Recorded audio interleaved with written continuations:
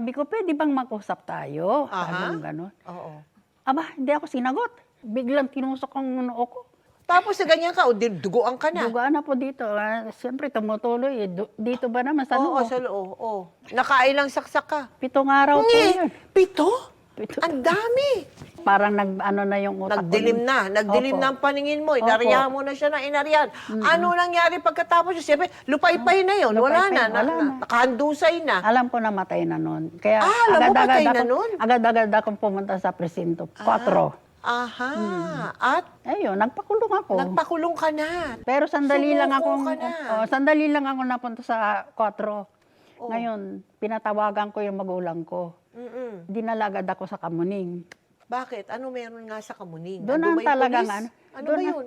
Oo, ano talaga ng ang kulungan talaga ng babae at lalaki Kulungan. doon. Ang may kulungan sa Kamuning. Meron po. Diretso ka doon? Diretso ka sa Opo, kulungan? hindi. Dinala nila ako ng mga polis. Oo.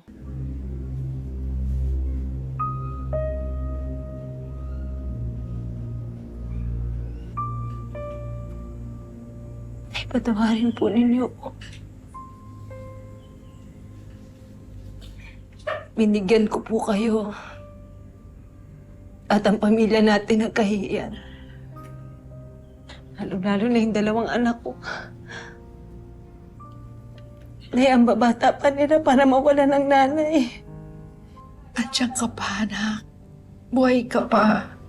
May nanay pa sila. Makakalaya ka. Paano? Hindi naman po ako makakapagpiyanse. Dito na yata ako mamamatay.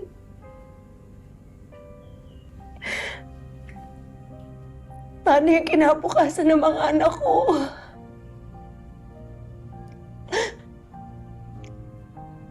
Paano nila haharapin balang araw na hinugusgahan sila ng mga tao? Paano nila matatanggap na yung nanay nila mamamatay tao? Kriminal. Huwag ka mag-alala, anak. May awa ang Diyos. Magtiwala ka lang. Hindi ka niya pababayaan.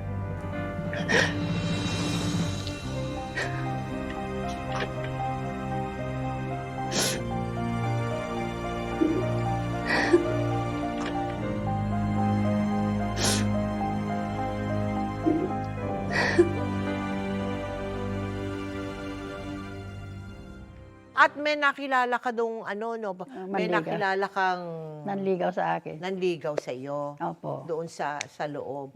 Ikaw man din hindi ba naging mayora ka doon? Mayores ako. Mayores Pinaka-head. ang tawag, Oo. mayores? Pinaka-head ng mayor. Habang nasa loob ng kulungan, pinapatay si Nanita ng kanyang konsyensya at pangungulila para sa kanyang 2 anak. Hindi niya mapatawad ang sarili niya sa nangyari at ang kanyang walang hiyang asawa na naging sanhi ng kanyang pagkakakulong. Hanggang sa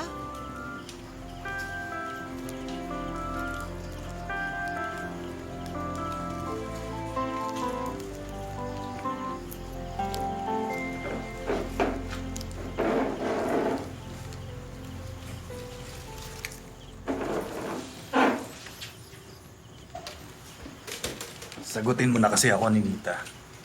Pinapahirapan mo pa ako eh. Gusto ko ba sasabihin sa'yo na hindi kita gusto? Ano? Bitawan mo nga ako! Tay! Tay! Bakit? Sino bang trip mo? Asawa mong manloloko? O yung mga maliligaw mong polis? Ano bang lamang nila sa akin, ha? Mayaman ako. Marami akong pera. Ayaw kong ibigay lahat ng luho mo. Wala akong pakialam sa pera mo! Lalo na kung galing naman sa masama! Pakipot ka pa eh! Pareho lang naman tayong kriminal! Ow! Kaya lumaban! Itawan mo ako! Hoy! Tama! Kaya mo ako! Tama! Mayo! Di ako lalaban, Mayo! Bastos ka. Di ako lalaban. Nakakarespeto sa babae. Humingi ka ng tawad sa kanya. Ngayon na.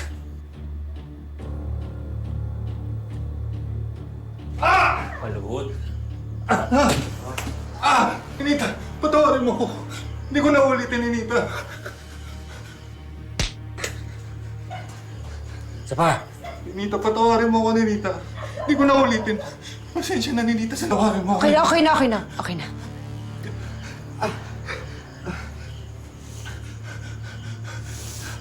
Salamat ka. Sige na.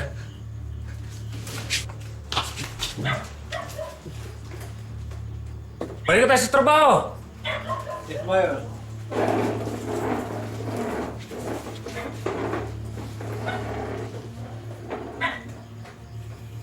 Ayos ka lang?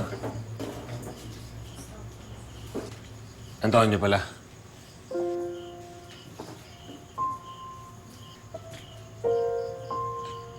Ako yung mayor dito. Kung sino man sa mga to ang umagrabyado sa'yo, sabihin mo lang sa akin, akong bahala sa kanila. Nita. Kilala mo ako? Siyempre naman, no? Sino ba dito hindi may kilala sa'yo? Dahil mo kayong tagahanga dito. Sana ako dun eh.